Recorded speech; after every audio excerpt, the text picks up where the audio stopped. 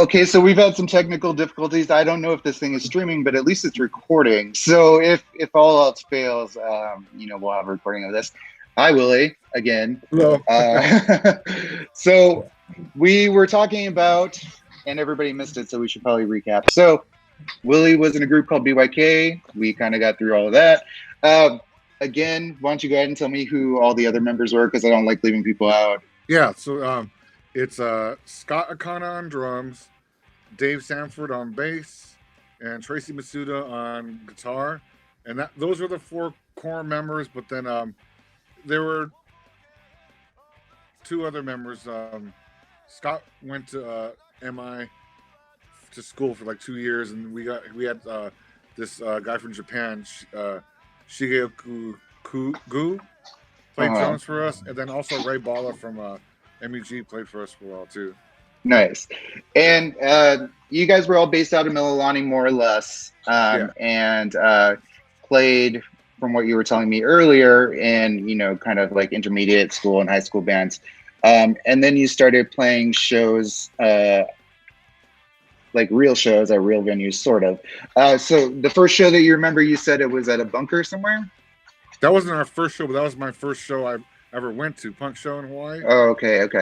Bunker, and then it was cool because it was cool because we already knew Guy Takaki from Luau Guys.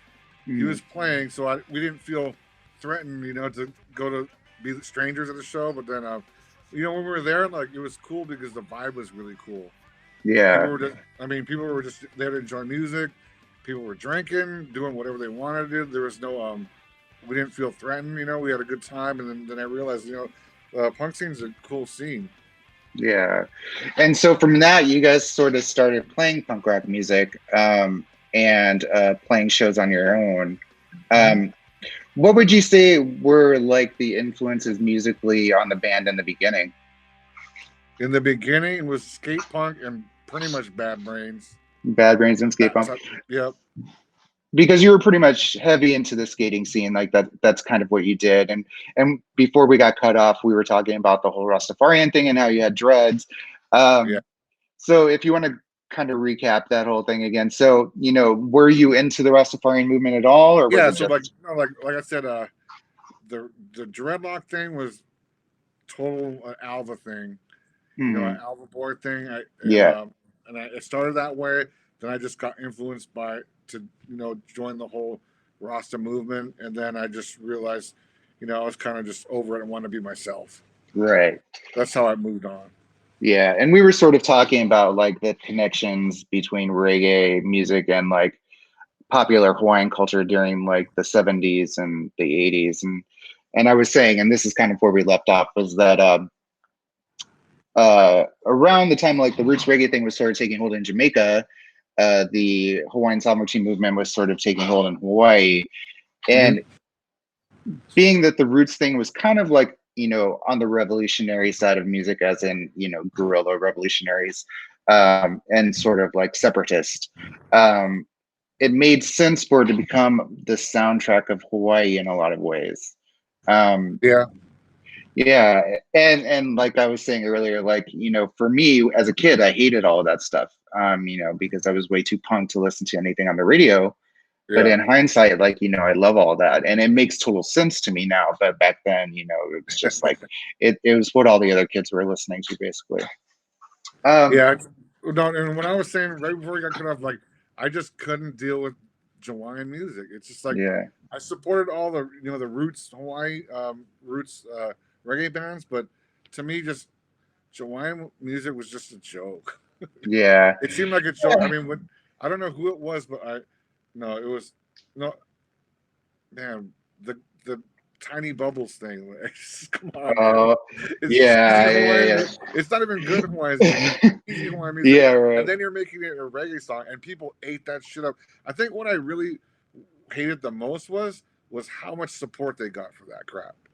Yeah. And we had great bands, like, rock bands, punk bands, no support, but then people just ate that stuff up, and those bands made, I don't know, tons of money. Yeah, locally, and even some, like got a lot of national attention, and even international attention. Which leads me to another point. Like, it's interesting to me that, like, the Hawaii punk rock scene, underground music scene, whatever you want to call it, has always been pretty insular. Like, there haven't been, many recordings, that got distributed nationally until pretty recently, with Jason Miller doing, like, his thing.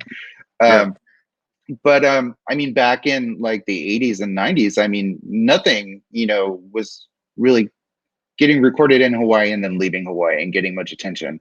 No. I think Raul from Devil Dog did a Hawaii scene report in Maximum Rock and Roll once, like back then. I think I remember seeing that. But other than that, I mean, like, nobody knew anything was going on here. No, that's the thing. Like, when we were playing, we knew and we expected to go nowhere. Yeah. But we just tried our hard to be, the best we could in Hawaii. We thought, like, the best is gonna happen. Maybe we'll get popular in Hawaii and that's it. Because, like, nobody leaves Hawaii. It's too hard because you really have to. I mean, when mainland bands make it, like, they tour a lot. It's like touring from Hawaii is really expensive. Yeah. Yeah. It's not like you can get a bus and drive around. It's Right. like you got to actually fly and, like, fly everything. And it's like it's hard. Did you guys play many shows on the outer islands at all? B.Y.K never played the outer island. I played. I have really wild stories playing with reggae bands in the Hmm. outer islands, but yeah, we never played that anywhere Yeah. but the Oahu. So back in the early days of BYK, I guess, like, you could say you guys were mostly a skate punk band, and for the most part, there were only two venues, and we sort of talked about this before when we realized we weren't recording. But the only two venues at the time really were the Back Door and the C5, right? Yeah. Mm-hmm. Yeah, and you were saying that you liked C5 a little bit more. Could you tell us again why? I don't know. Okay, so the thing about that is, like, everyone's very nostalgic about the Back Door because a lot of stuff went. I mean, there's a lot of shows that went on there, and I think we had more fun outside in the parking lot than the Yeah. actual shows. I mean, Yeah. everybody had fun watching the shows, but it was all about getting there early, having a bunch of 40s, hanging out with, like, I mean, there's a huge crowd in that parking lot, man. Yeah. There And had it to was be, like, it was a small place too. I mean, it wasn't yeah, like the biggest venue in the world. So, like, no, you couldn't fit a ton of people in there. no, but I remember, yeah. So, like, I mean, we had good shows there. There's a lot of good people, but as far as the venue, it's like whatever, and, like, it's got to be the most dangerous thing to jump off the second. There was a second floor balcony, like, people would jump off once in a while. I was like, oh, Yeah. I remember one time, I think it was a Luau guys show, and like a huge fight broke out in there. And like, I just remember tables and chairs being thrown all over the place, and it was just like scary and dangerous. And I was a kid, like I was still in intermediate school, back then. So like, going to those shows, like it was all like magical and like new to me, but then yeah, like crazy and violent at the same time. I don't remember any fights there, but I remember. I mean, when I think about Backdoor, I remember a lot of fun hanging out before and Yeah. after the shows outside. And I do remember, like, the owner, I think his name was Chuck Machado. It was he owned, like, this luau somewhere, I don't know, but I Hmm. guess he would make the food there, so he always have leftover food. Like, so when you show up, he'd have leftover food. You could eat it there, and I think he would sell hot dogs or some weird thing. And, like, that's kind of all I remember. But I remember Mari Hmm. from Jellies would put on those shows. That's how we got our first show. I think I had to talk with her. Yeah, it's crazy how long Mari has been around and doing that stuff, like in Hawaii. Like, I mean, she was still doing it in the 2000s. I helped her with the Bikini Kill show that she did at Fast Zone. And she helped us with a few other things when she was at Golden Voice, with bringing over bands like Mr. T Experience and stuff like that. So, and we always played like her Free Mumia, like benefit shows and stuff like that too, that she was doing at the time. So at some point, BYK, did you guys stop playing for a while and then sort of come back? Well, we stopped. Our first time we quit was because Scott moved away, Mm. and then we started again because we had found another drummer. And Mm. then Dave Sanford, our bass player, left, to move to San Francisco, and he got married. And at that time, we kind of thought, well, maybe we'll just call it quits. But then people kept asking us, like, are you going to play again? This and that. And, like, we really enjoyed playing. So then we thought, well, we can still be in the same band, and Tracy will just play bass, and we were a three-piece. So then from then on, for a long until I guess pretty much when we ended, we were just a three-piece, and it worked. I never really liked. I don't even know why we wanted a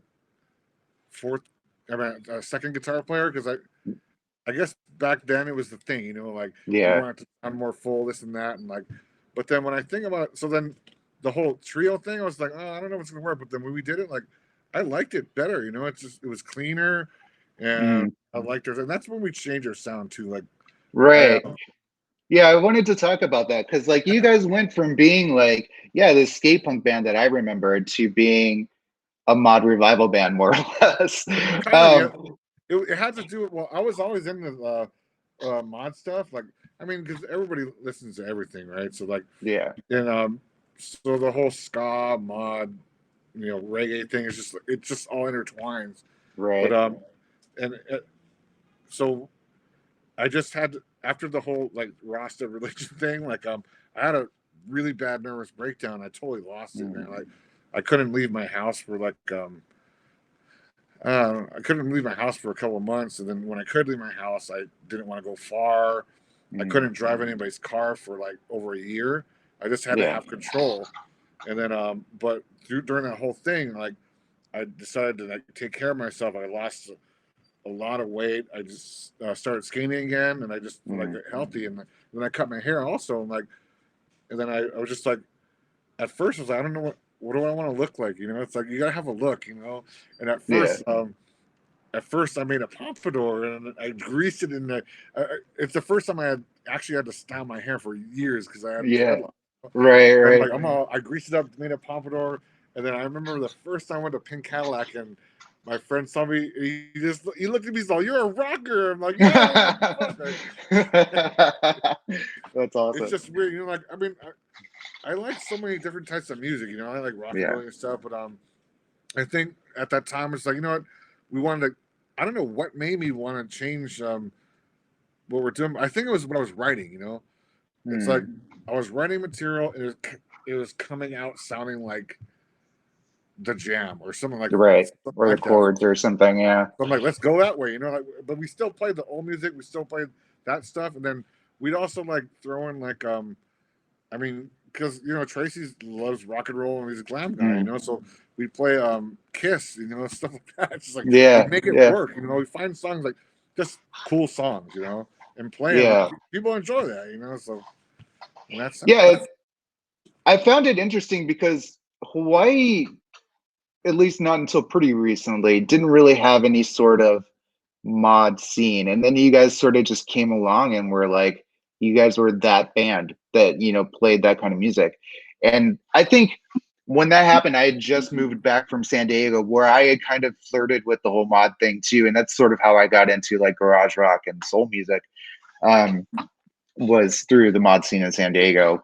And then I moved back, and I think that was right around that time that you guys started playing again. And I was like, what happened to B.Y.K? Like they became a mod band. Like, this is totally fine. But like, I didn't expect that at all, then again, like one of the funny things about the old scene for me has always been that like every single band, no matter what show you were at, and no matter how many bands have played it already, would play Crucified in their set. And it was never like the original version. It was always like the agnostic front cover of the original version. So a cover of a cover of Crucified.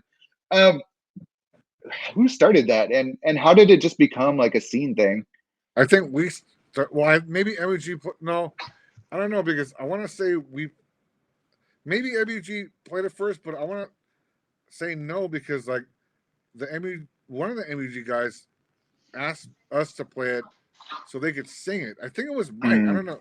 So maybe they had played it before, and I don't know, but it wasn't on their lineup because I don't remember playing it. But I remember them asking me to play it so they could sing it. I'm like, yeah, let's do it, and then like I think because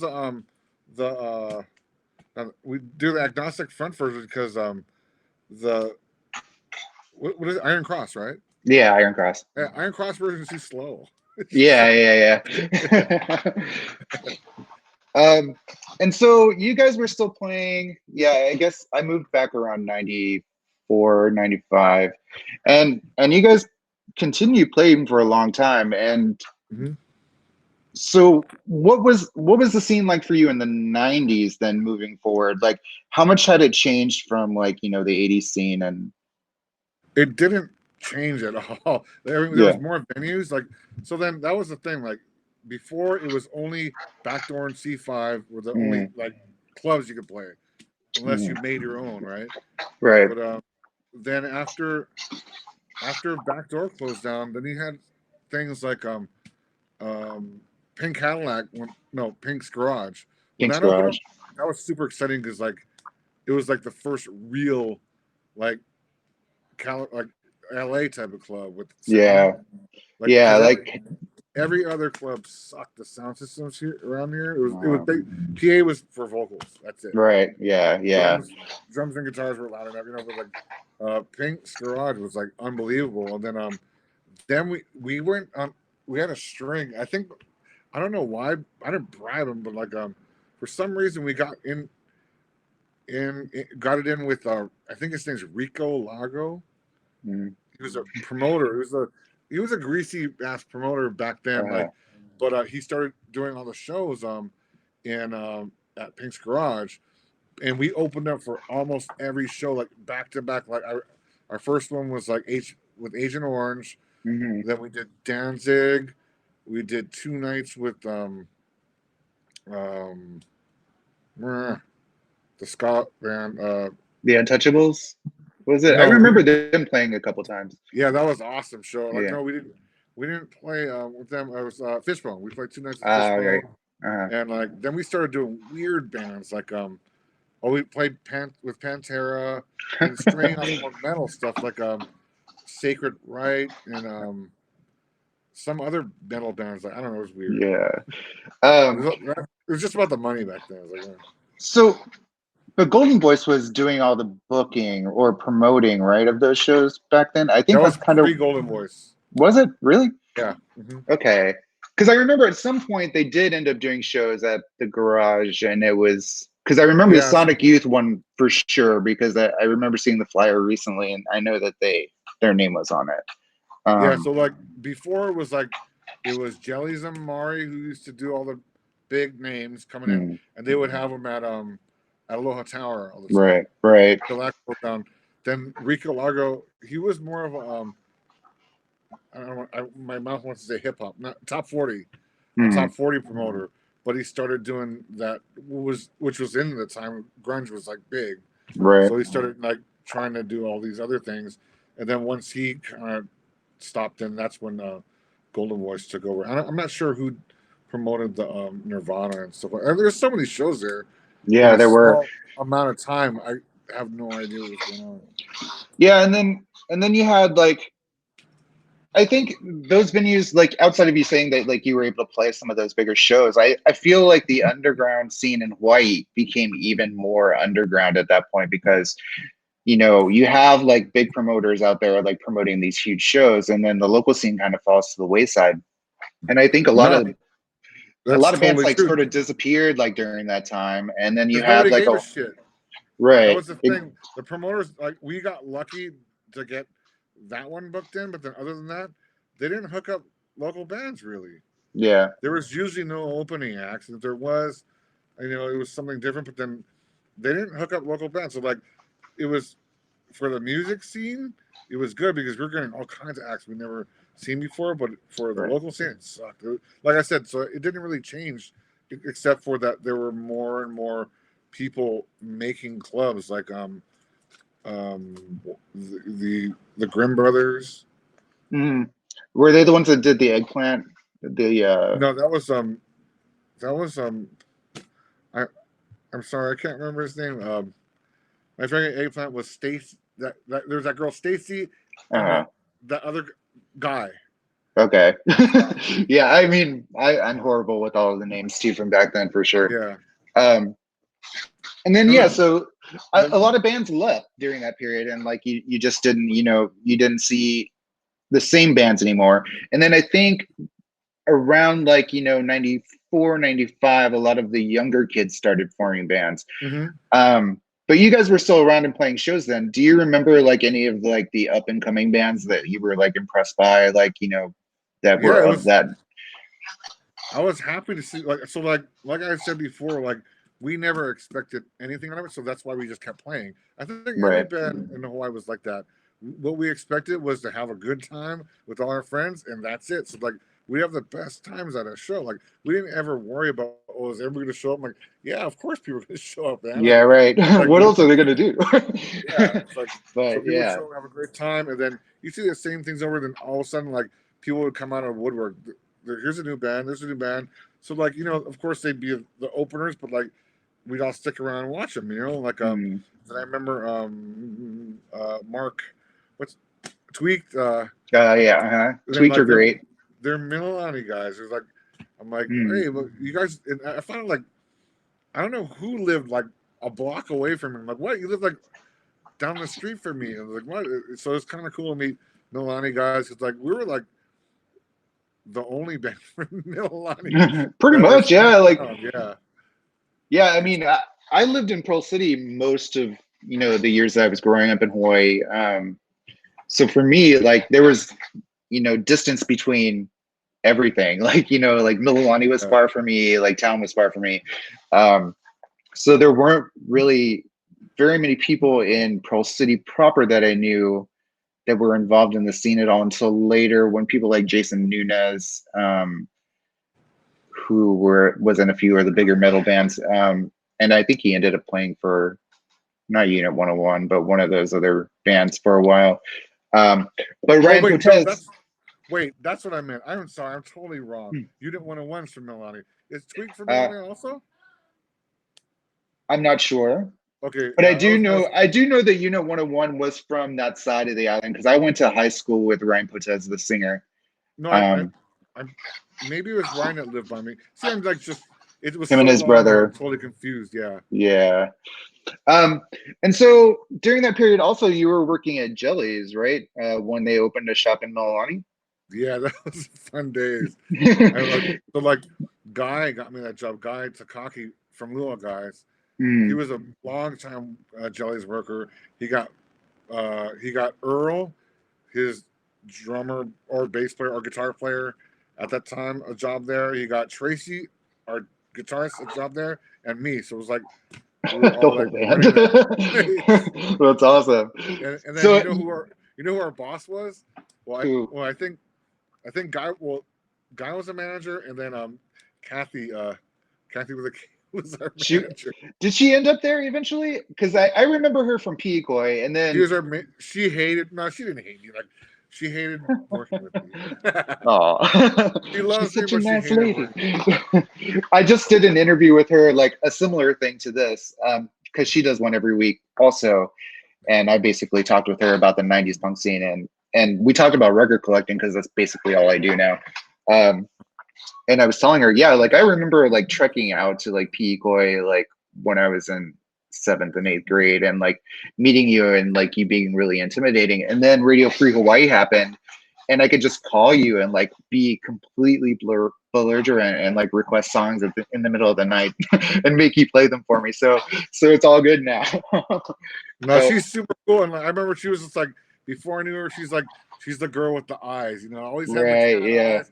Yeah. Day, like, but no, I Kathy's, mean, Susie Sue period.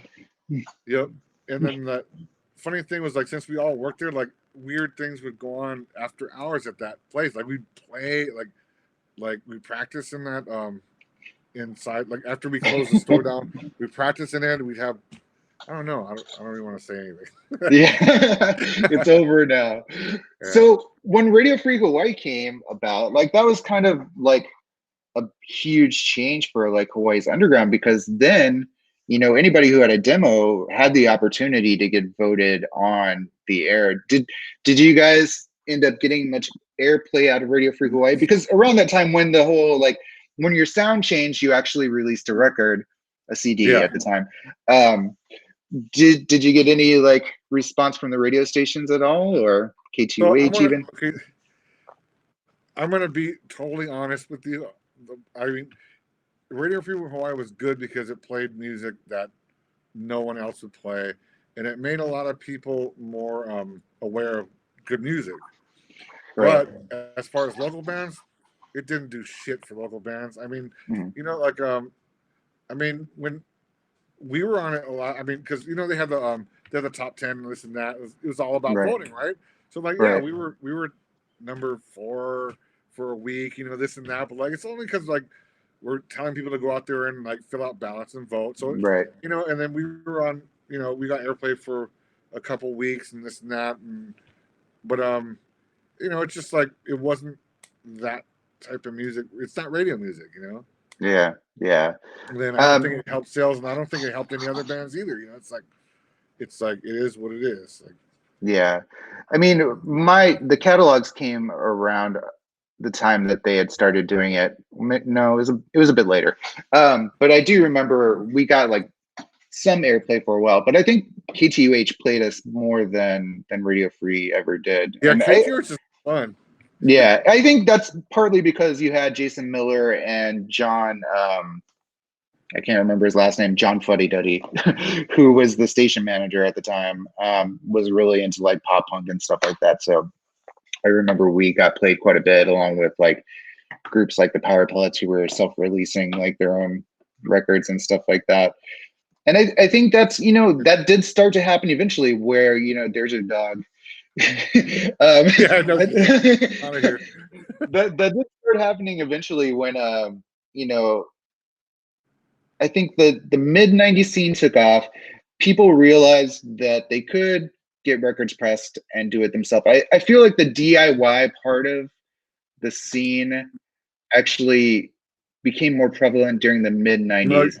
you're totally right with that. I think because of that, people wanted to put records out, which is Yeah. awesome. Then, but like I said, like, did it help local bands? No, I think what it did for Hawaii was like it helped big under. I don't want to even say underground. Well, it'll be underground for Hawaii, but like Depeche Mode. Yeah. Like, Yeah. who the fuck listened to Depeche Mode before?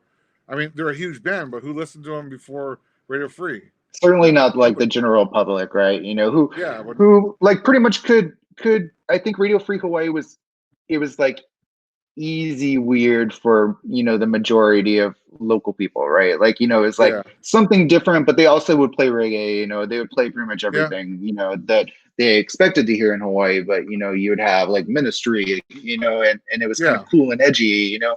um so I think so when Hawaii did wasn't ready yet for.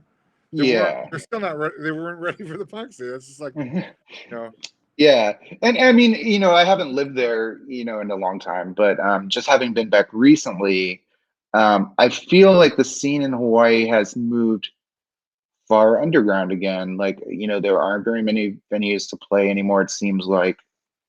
Um, it seems like there are a lot more bands.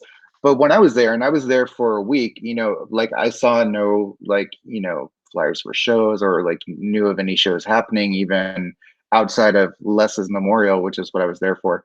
Um, but yeah, I mean, it seems like the scene has gone underground again, and you have like maybe two venues.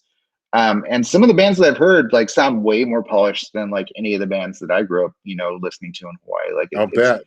it's weird, and now Bandcamp is kind of a thing, and like I feel like maybe that'll help get Hawaii groups out of the islands, or at least noticed or recognized. I mean, who knows? Because yeah, back then there just wasn't the opportunity for any like networking or anything like that. Yeah, I mean, Yeah, it's all about having fun. That's all it was. And right. as far as still calling it punk, can you call it punk? I don't know. Whatever. It's questionable. I mean, Yeah. who's to say? Like, I'm not going to be the old Yep. guy who's like, no, No, whatever you're playing is not. but But like, theoretically, I was too I was too young to call our music punk anyway. But but we did. But like yeah, now it's just fucking rock and roll. Whatever. yeah, It's whatever, man. Just like love it. yeah, for sure. So when would you say that B.Y.K finally ended, and how did that come about? It ended officially in 1999 when I moved. Uh-huh. I think I was the only one keeping that band together. No, I don't want to say I was keeping it together, but I was like, if one guy would leave, it was like, okay, let's do this, you know. But if I left, they're just like, whatever, it's over. You know, I guess maybe I was just supporting it more. But Yeah. And so did you move directly to the Los Angeles area after Hawaii, or? yeah, so like when I moved to LA, I pretty much quit music. Like, and I had a huge like vintage collection. Mm, And when I moved, I figured, you know what, I'm just gonna sell everything. Music is done. I'm going and I'm gonna work because I got a job with Ford. I'm like, I'm gonna start the new life. I'm gonna work and I live with mm, my girlfriend and do that kind of stuff. And so I took everything I owned, took it down to Island Guitars, and I put on consignment. I told Neil, and I'm like, hey, just mm, put on consignment. If it sells, just send me a check. And then yeah. I left him there, and I didn't look back, and I pretty much moved here with pretty much nothing. You know, it's like, Wow.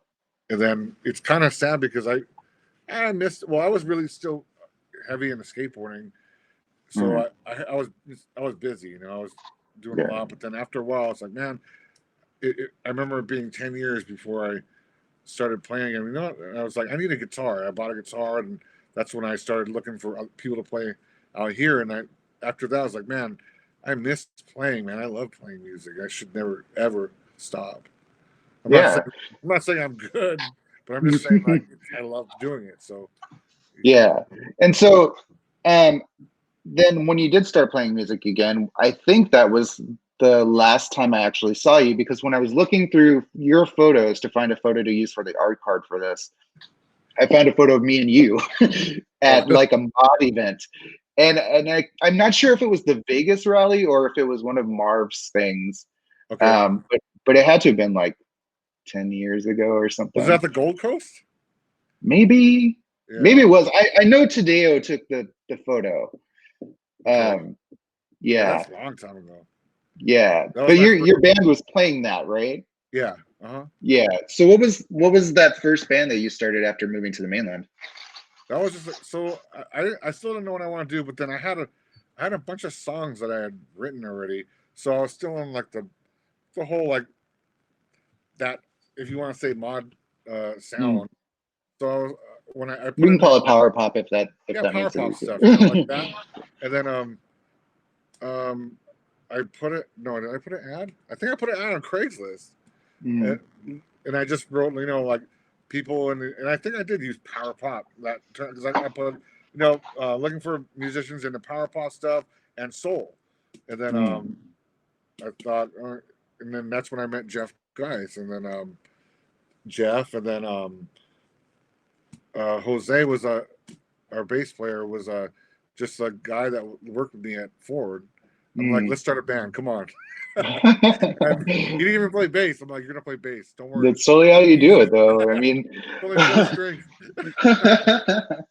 But it turned out when I good. moved to San Diego for the first time, like I knew nobody in my high school, but like I saw like the group of punk kids like over in the corner, and so like I made flyers and like gave them to them, like, oh, bass player looking for a band, like super pathetic and like awkward, but like that's how I met people, you know, like it's hard moving to a new place, especially after growing up somewhere where like you knew everybody, you know. Yeah.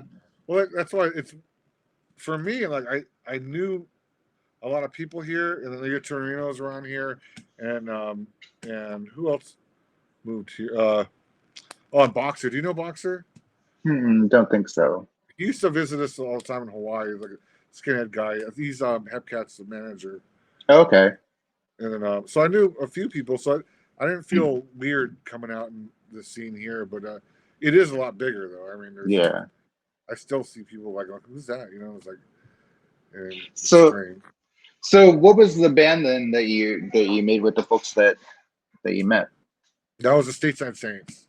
Uh, And then it and was weird. It was totally weird because like I took a couple of no, I took one. I took two songs that I had written prior, and I took one song. I don't mind it from B.Y.K, mm, and I modded it up more. I slowed it down and had organ and stuff in it. You know, I just like mm, that song, and we so it was power poppy with some soul stuff, and then like, and in my mind, it was like kind of a Bad Brains thing, you know, like mm, soul and power pop. I mean, well, you hear it when you go to a mod night, like you hear both types of music. Yeah. But when a band's playing it, people get confused. Yeah. Well, I People think get confused. You're like, what the hell? I will say about the LA like mod and skinhead scenes, it's very much a dance scene. Like it's not as much a live band scene, with the exception of like bands that sort of came along later, like the reggae revival kind of stuff. Mm-hmm. And the ska stuff, I guess, back then. But like my experience has always been, and it's a really reggae heavy dance scene. So Yeah. when I've DJ'd in, soul music in LA at events, like it's completely dead. But as soon as somebody flips on a reggae record, like the entire room, like just, goes Yeah. nuts, which is crazy, So you guys were trying to do like more of the mod oriented thing with like, with, with soul music, and you added an organ. So did you guys end up, getting an audience there in LA at all, or? No, we did. We actually got a really big following. So what happened was like we kept on, we couldn't find a good drummer, and once we did, Rob, such a great drummer, we just clicked, and then it came to a point where like we got to let's make a decision. I think it was Jeff brought it up. It's like we got to make a decision. We're just gonna do power pop. We're just gonna do soul. And like, well, and of course the decision was soul. I mean, like one thing that's what I really love, soul music, Yeah. and nobody plays it, and it's fun playing. So let's do it. So once we turn into just like I didn't want to sing it because I mean, you need to be a damn good singer to sing soul. Right. So I'm like, well, we'll just be a soul instrumental band. Like we'll base it off Booker T type stuff. Yeah. And then so we learned a lot of Booker T tunes, a lot of whatever. And then that's when we got a really big following, and like we'd have like 200-300 people at our shows, and it'd be fun, like Yeah. And I have a live recording of one, like such a great time we had that night, But it took its toll. I don't think any what do you call an instrumental band? Instrumental band? Yeah, an instrumental band, I guess. I don't know. People don't like it. I mean, people like it, but instrumental bands will never go anywhere. You know what though? It's Okay, here's my opinion on instrumental bands. We're not really bands so much as instrumental bands live are good and entertaining. I find them fun. But for whatever reason, instrumental records, I just can't get into them. Like for like DJing, like it's just like, okay, when's this guy gonna start singing? Like, like when's it gonna like get powerful, like for whatever reason, like I just never could, there are very few instrumental records, like as far as soul music goes, that I care too much about. Of course, like Green Onions and stuff like that are classics. But yeah, for the most part, like I just can't, like I can't get into it for whatever reason. Yeah, but live, I've seen like, several live groups just do instrumentals, and it's great. It's interesting. It's entertaining. I just don't know what the difference is. No, I think you just become a party band. Yeah, maybe that's part of it, right? It's like, that's some good shit, man. I'm just gonna get drunk and listen to this, and then it's like that's awesome. But then it is what it is. It's just, we couldn't get out of it.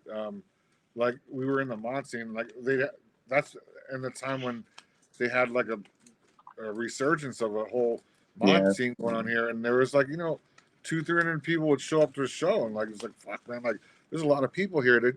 It kind of died down again, but that was a good time. That was like maybe like like early 2000s, maybe late 90s, 2000s, right? Yeah. I remember when it started. I remember when it started coming back. I remember Marv's events being pretty packed. Yeah, it was the Soul Invasion things, and who was the other guy? I can't even remember. Man. Yeah, and at the same time as the mod resurgence, you had like like the Skinhead Resurgence totally happening, especially in the Latino communities, where like in TJ, like the traditional skinhead scene became like a massive thing, and like there was a lot of like cross-border influence, I think, that was going on there too, and even now, like in Mexico, it's like it's massive. So as far as music, I'm sorry, go ahead. Oh, go ahead. No, what I wanted to say, I didn't want to talk about like modern stuff too much, but what I did want to say was like that. So that's what kind of ended that band actually the main thing that ended that band was our drummer left, and we decided to just call it quits. But the reason why we didn't want to do it again because after a while, like I said, it gets stagnant. You know, like you're just playing, you're a party band. You know, it's like okay, whatever. But then the band I'm in now, I really enjoy playing with. You know, we're a 10-piece band with horns, and we play basically soul music. But it's easier to get out of that whole like whatever they stuck you in. Right. It's Right. There's easier. less of like that, like we're gonna quarantine you in the mod part of the room. Like, Yeah, I feel like soul, especially like the neo soul thing, has sort of taken off over the few years. And like yeah, there's a lot more like popular appreciation for it than there was maybe like even 15 years ago. yeah. No, I Um, mean, now we get gigs anywhere, and like as soon as like we play them a demo, or if they seen us, we're like, man, you gotta play. I mean, we wind up playing weird shit. Like we played like a car show, like a big old. It was a car museum in not Oxnard, but somewhere over there. It's like, okay, well, let's do it. And like mhm. there's a whole bunch of old people dancing. Everything is cool, you know. It's like I Yeah. I like being able to have the option. We can play a mod event. We could play we could play a dinner club somewhere, or like Mm. just people just like to hear good music. You know, Yeah. Yeah, the car show thing's crazy too because like the whole like lowrider scene has totally made a comeback with like young people in LA, which is totally crazy. I know no, that. that's. I remember seeing Lee when I've seen Lee Fields like 10 times already, and like Mm, I first saw him not here in L.A., but when I first seen him in L.A., I was tripped to see like Cholos there. I was like, what the fuck? How they even hear about him? yeah, Like they yeah, pull up in lowriders, Cholos. I'm like, hey, what's up? I mean, that's cool. yeah, yeah. It's crazy how that scene has taken off. I know that like because I mostly deal records these days, more than DJing or anything else. But still dig, for like old Soul 45s daily. A lot of the people I'm selling to are on the West Coast these days, and they're all like people in their teens still that Hmm. have like latched onto their grandparents' music and their grandparents' scene. And I think it's just crazy how the whole lowrider thing is like taken off again, and like there's that appreciation for like 60s like Chicano like Yeah. culture that's totally making a comeback there. Okay, so there's questions. So I'm gonna ask you Oh, some of the yeah. questions from the comment section. Let's get to old stuff. Yeah. So, Willie, I don't know who asked this because it doesn't show me here. Willie, why did you smash your Les Paul at Pink Cadillac? Oh man. Okay, I didn't. It was I didn't, and I mean that in several ways. One, it was an SG, so Hmm, wasn't Les Paul, okay. but it was a fucking expensive guitar, and I love that thing. So like I remember like so I normally play a Gretsch, and that like a 50 what year is that thing? 58. It's a Hmm, 58 6120, and normally that's a little bit more sturdy guitar. So like I used to like ram my well I love Pete Townsend. Like the yeah. shit he used to do is like oh yeah, like I remember him saying like yeah, we were playing this one club and it had ceiling tiles, and like I would just ram my guitar in the ceiling tiles. I'm like, oh, so like I remember playing Wolf Fat, and I used to stick my guitar in the ceiling tiles and see how many ceiling tiles I could break. Oh Yeah, sure man. that happened. So then my like I said, Gretsch and SG, Gretches make good damn guitars. They will not break. Yeah. You would think Yeah. it's a hollow body. Yeah, I smashed that thing on all kinds of things. Amps. The one night that happened, like I don't. I think I smashed it into my amp, and it broke the head off. And then like, so then I'm like, oh shit, that's no okay. I smashed it in the roof. It didn't do nothing. Then I smashed it in my amp. It broke the head off. And then at that point, I'm like, oh fuck it, I can fix that. But then for some reason, Scott O'Connor, our drummer, gets it in his head. He pulls it out of my hand and he goes, "Go dudes!" Like he made me go crazy and smash the shit out of it. He did a full like windmill and on the ground, and it broke into three pieces. And like I love that guitar, man. It was a custom shop. It was this beautiful, and I was telling my wife like I want to remake another one because I can't find another one like that.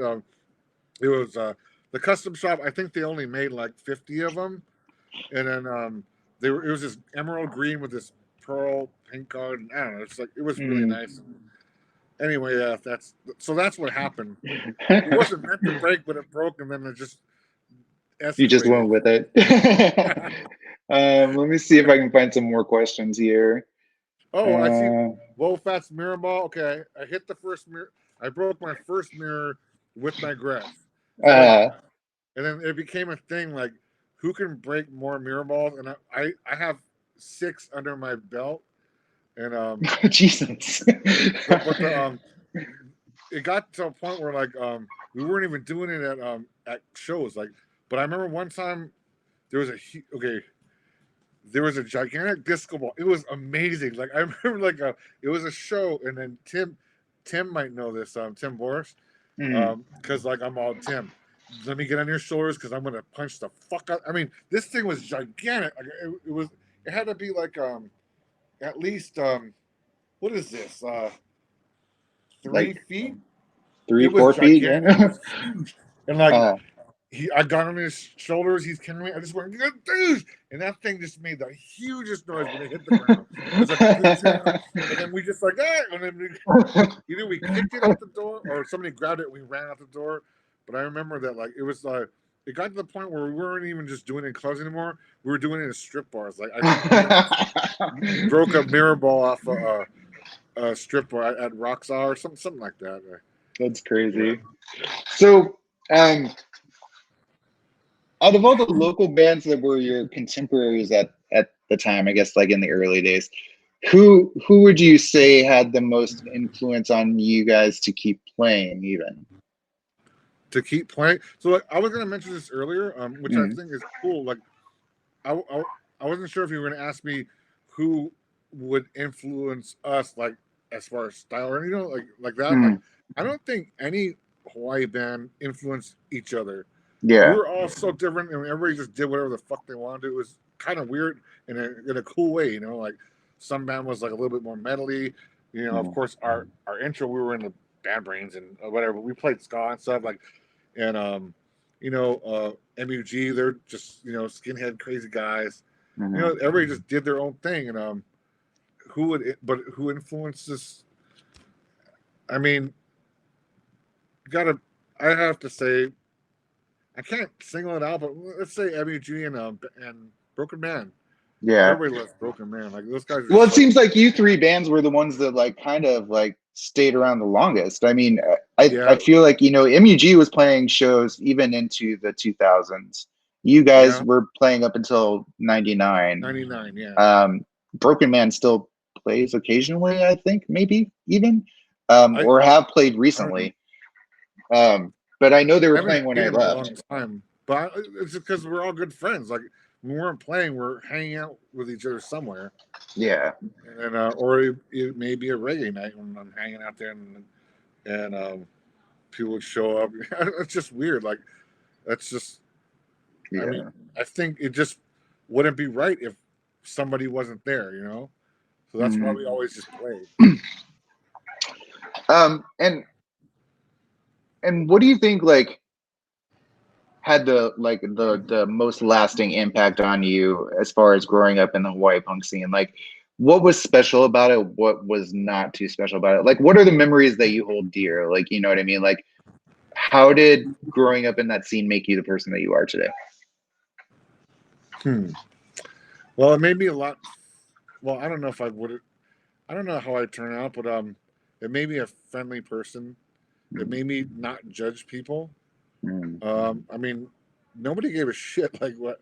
I mean, if you went to the back door, you'd be like, okay, there's like a guy with long hair, a bald guy, a guy with dreadlocks, a tall guy, a fat guy, a black guy. It don't even matter, like it was just whatever. And then yeah. nobody looked very handsome. I mean, we all looked weird as hell, like Right. it was Right. just like shit that you would see, and especially like people don't understand nowadays because everybody looks like that, Yeah. and they don't understand like back then, like to have something, even to have a tattoo, it's weird, Yeah. or to have weird hair. Like people hated you. And Yeah. You sometimes got you into couldn't fights get food at a constantly. restaurant. Yeah, and like people think it's weird. And like I would say it was weird in general at that time, but it was even more weird being Hawaii because Hawaii was behind the times. Yeah. Behind the times, I don't know. I can't say that I think that Hawaii was behind the times. I feel like it was just so cut off from everything else that it sort of became its own thing. I feel like there wasn't, like you said, there wasn't really a definitive sound to Hawaii punk back then. Oh, I'm not talking about the punk scene. I'm talking about Hawaii in general. In general, okay, They're yeah. more. I mean, like they were. Yeah, it's just like I don't know. They were just I don't know, not ready for what was happening. Yeah, no, yeah, for sure. I guess last couple questions, since we're at about an hour and a half. We lost the first 30. Okay. We lost the first 30, so we're at about an hour. Does anybody have questions? Yeah, does anybody else have questions? Everybody's saying that BYK should re-record. I like that. You know, like the whole band wanted to play again, and then we're like, hey, would you like to? Well, we were talking with each other and like, hey, we should play. Like, it was not. It was one of those things where you say it kind of as a joke, but it's kind of true. Like, hey, we should play. You know, we'll all visit and have a play. I'm like, that'd be great, but would anybody even come see us play, or are we playing in somebody's garage? Or I don't know how that's gonna work. You know, but yeah. Well, see, I think that's part of why I wanted to do this like interview series too, is because I think, you know, the younger scene, like I was saying earlier, like there aren't many like venues and things like that for them to play, but there are a lot of bands. But I think that like as far as the history of like Hawaiian underground, like it's not something that, you know, a lot of those kids probably know about, even because I mean, for the most part, all those people are gone. Yeah. But it was, I mean, there was like, you know, a pretty like obvious progression of like the bands and the people, you know, going back from like even the late 60s through, you know, the 70s and 80s and 90s. And I feel like, you know, doing something like this is a good way to archive all of that, maybe, or something. Yeah. One thing I was thinking about is like they should know that the let's not call it punk scene, let's call it the underground scene, because yeah, it was all kinds of shit. But yeah, the underground scene was pretty much one group of people. yeah, Whether it was punk, even reggae, and or whatever, or ska. You know, it was a bunch of us. Like, and it was that group through the '80s and '90s that paved the way for how it is now. Like, I want to say, like back then it was like mom and pops people that owned clubs, right? People like Min and Chuck yeah, Machado, right? It was yeah, those two people that let us play there, no one else. And then from then it had to be people like us that had to open clubs, right. and people like that open. I mean, I don't remember the names of these clubs, but there was a million clubs that opened up because they wanted to play. 1739 and Yeah, places like 1739 that. and the dungeon and all that shit. They want to open Yeah, that club for that specific music because there wasn't nothing like that. But and I'm sure it's like that now. You know, people that have their thing going on is because they like that music and they're having to do their own thing. right. Well, I think one of the few venues that I know about that actively do punk shows is Downbeat Diner in Hawaii, and I think I'm not totally positive of this, but I think one of the guys from Numbskulls or 86 List, 86 List opened that place. And I don't know that he owns it anymore, or I could be completely wrong about all of this. But so yeah, I mean, I think, you know, like that is true. I think maybe the kids are starting to like look to do it themselves again, and hopefully, you know, there is that resurgence of, you know, like the whole DIY attitude in Hawaii. I've never been to the whole Chinatown resurgence, but I heard a lot of good things about it, and I thought that was super cool because I haven't been back to Hawaii in a while. But I hope that things like that keep going on. They gotta keep it going. Cool. And even Hawaiian Brian's. Somebody answer me this. When did Hawaiian Brian's turn from a pool hall to a club? Like, is it still right. a pool hall? I think so. Really? As far as I we know. made money. Like, we would bet. I mean, I was a bad person back then. Yeah. So, okay, last question, because we're coming up in an hour. I appreciate you doing this. Thank you for being the guinea pig and working with the technical difficulties. Hopefully we'll keep this going every week with other people. But last question, and I think I'm going to make it my regular last question because I'm a nerd about records. But so of all the records that you listened to back in the day, what's the one record that you still go back to? And why? That's hard. Crap. That's hard to say because I'm like I'm changing so much. Like sometimes I hate something and I'll go back to you just get sick of it, or sometimes you wind up hating it, or maybe you forget about it. But I that's a hard question. I'm gonna have to think about that one. All right, you can post it in the comments later. No, I don't know because like I'm always looking for new music, but I mean I hate to say it, but like I can't hardly find any new music nowadays. It's challenging. It's depressing. I mean, I actively look for something that I like, and in the last 2 or 3 years, I think I've probably bought like 4 or 5 new records, and it's partially my fault for being old and not wanting to leave my house anymore. But like I mean, with as much exposure as there is for bands nowadays, you would think that like it'd be easier to find something, Yeah, so. like only thing I'd say is like what I listen to 90% of the time is just soul music. It's like it never gets old to me. So yeah, old soul is the shit. Yeah, agreed. That's pretty much my life right now too. So, All right, man. Well, I appreciate you doing this, and like I said, being the guinea pig, and hopefully we'll have you back again in the future to talk about more stuff. All right, thanks. All right, man. Thank you. Right. See you later, Willie. Bye.